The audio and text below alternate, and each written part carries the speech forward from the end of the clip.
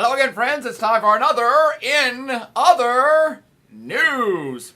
Top story I like today.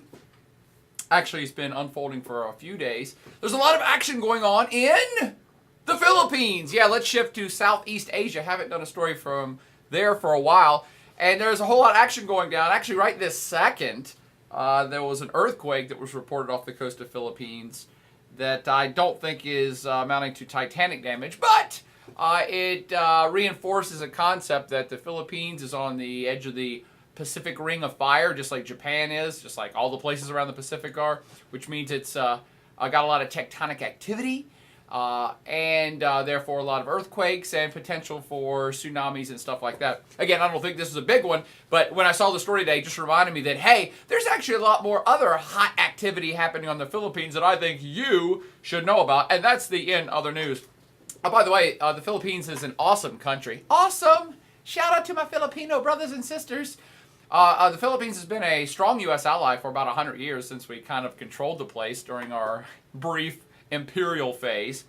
The other cool thing about the Philippines is that it's, I won't say very Western-like, but it had a heritage of being colonized by the Spaniards before we took it over from them. So it does have kind of a Western inclination in terms of democracy and ideals about capitalism, stuff like that. But also, it's a staunchly a Christian Catholic country because of its Spanish heritage. It's had this lineage along once the Americans took over. So it's an Asian country that, not unlike Japan, is actually fairly close to the West, specifically the United States.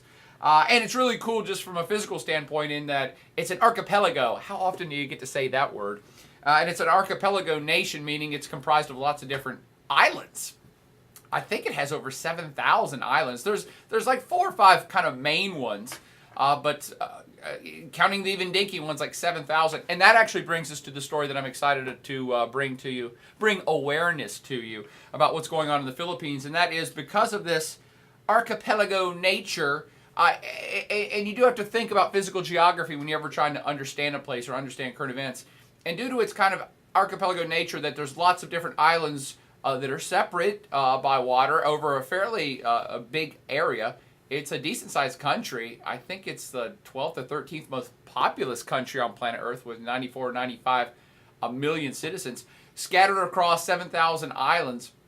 Again, most in the main 4 islands. But the point I'm trying to make here is that when you have this kind of separateness, you are geographically, you kind of set yourself up for separatist. And that's exactly what has caught my attention in the Philippines, is that in especially the southern areas, the southern fringe islands of the Philippines, there has been an ongoing, and I mean ongoing for a long time, lots of different groups of folks, some of them Islamic separatists, some of them Islamic extremists, some of them outright thug terrorist types, that has been going on specifically in the southern fringe of the Philippines, because it's like kind of the poorer area. It's disconnected, it's poorer, it's not been as developed as the rest of the Philippines, especially up in the northern part near the capital. So you have this situation because of its geographic kind of separateness. And by the way, it's kind of a tropical area. It's got kind of cool forest and very unique wildlife, and all kinds of crazy stuff happens in the Philippines. But because of this separate nature, these fringe groups have found kind of a nice home down in southern Philippines to do their perhaps nasty work. And again, this is exacerbated by it's also a poorer, the poorest area of the Philippines, and therefore you have lots of poor, unemployed, displaced, dispossessed people to pull from to fill your ranks of your terrorist organization or your criminal organization. Again, that's the point. I'm not just picking on Islamic extremists, but that brings me to the story that I wanted to bring to you, and that is on the Isle of Jolo, Jolo, down in the southern fringe of the Philippines. Just last week there was a strike.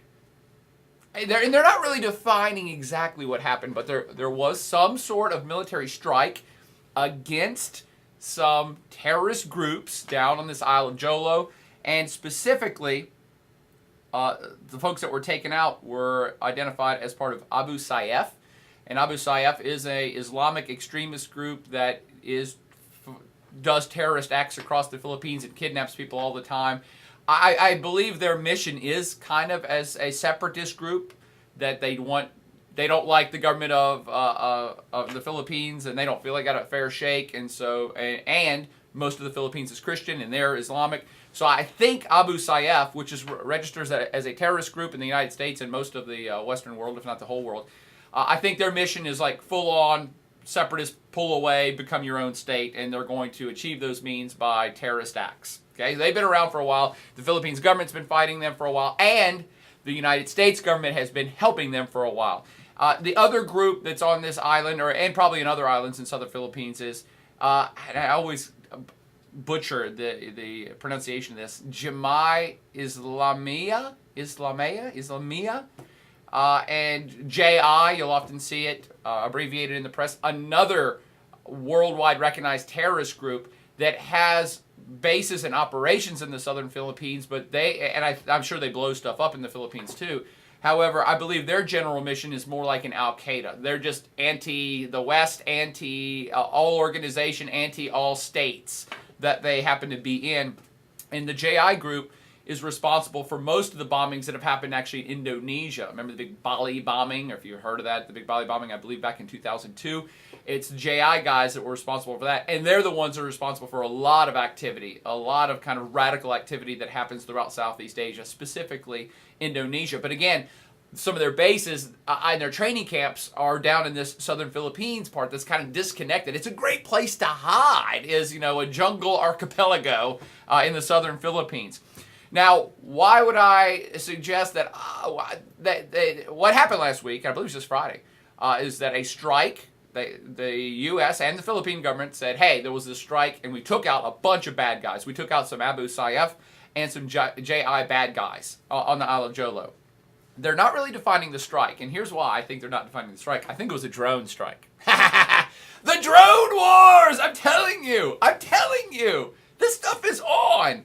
I believe it was a drone strike, which makes perfect sense given the terrain, the isolated nature of these island groups, and it's hard to sneak up on an island, if you're bringing in troops.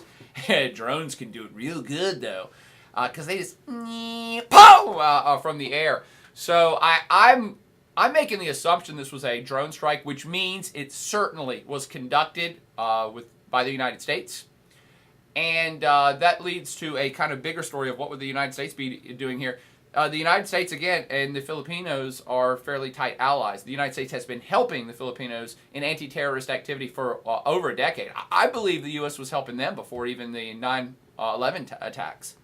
So there has been a long-standing assistance program with the United States in the Philippines, an anti-terrorist program against these groups, and there's others. And the hint is that also that Al-Qaeda has helped fund both of these groups, and possibly there's Al-Qaeda training camps down in southern Philippines too. So that's why the U.S. has a vested interest here. The U.S. actually has, I believe, 600 U.S. Special Forces, which are stationed permanently in the Philippines and probably in the southern Philippines, not to conduct attacks, but to train Filipino troops in anti-terrorist stuff and intelligence collecting and all the rest. The U.S. troops, to my knowledge, do not have a mission to actually go do stuff themselves. They can't go kill terrorists. I think they're just there to train and assist. Having said that, here's what happened with this attack on Jolo Island last week. A U.S.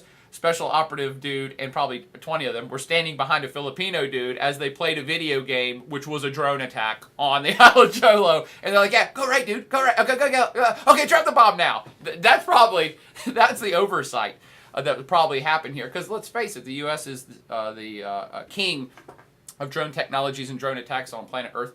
I don't know this for a fact, and we won't for a long time, but because the U.S. has had a presence there so long and assisting the Filipino government for so long in this anti-terrorist stuff down south, I'm going to make the assumption the U.S. CIA is involved and probably has been for a very long time too. And it's one of those things that I like to talk about stories like this because I like to point out that we think of Islamic extremism or terrorism as Middle Eastern. Oh, Middle Eastern, and it's crazy people from the Middle East who go bomb stuff perhaps in other parts of the Middle East. Or now it's in Afghanistan. But you have to understand that this kind of thought process and this extremist process has been happening in other parts of the world as well, and for a very long time. and it's not just the Philippines, but Indonesia has a very big issue, as do other parts of Southeast Asia, with extremist and terrorist groups which like to hang out and hide out there because it is kind of off the global radar, and people don't really pay attention to it that much. And again, coming back to the physical geography, the Philippines is like 7,000 islands. Indonesia is like 14,000 islands that are, many of them are very small, again, disconnected, hard to get to, covered with, jungle type of vegetation. These are great places on planet Earth to hide, and Abu Sayyaf and Jemaah Islamiyah have really set up shop here and been here for some time, and the U.S. has been helping those local governments to fight these groups for a long time. We're friends with Indonesia as well. The U.S. is big buddies with Indonesia. But you've seen a lot more of this action go down in the southern Philippines. Just to kind of sum up on this particular story, one of the dudes that was killed, they don't have the bodies. Somehow the bodies disappeared, but both the Filipino government and the U.S. government are saying, no, we have enough intelligence. We know we killed like 12 or 13 or 14 terrorists in this single strike. And that one was a main one from Abu Sayyaf, okay? And we know that there was several JI guys, including a guy who was in the, I believe was FBI most wanted, or certainly was on the top 10 most wanted terrorist list on planet Earth. On planet Earth was one of these JI guys located in southern Philippines, and the U.S. had a $5 million bounty on his head. Again, who gets to collect that? I don't know.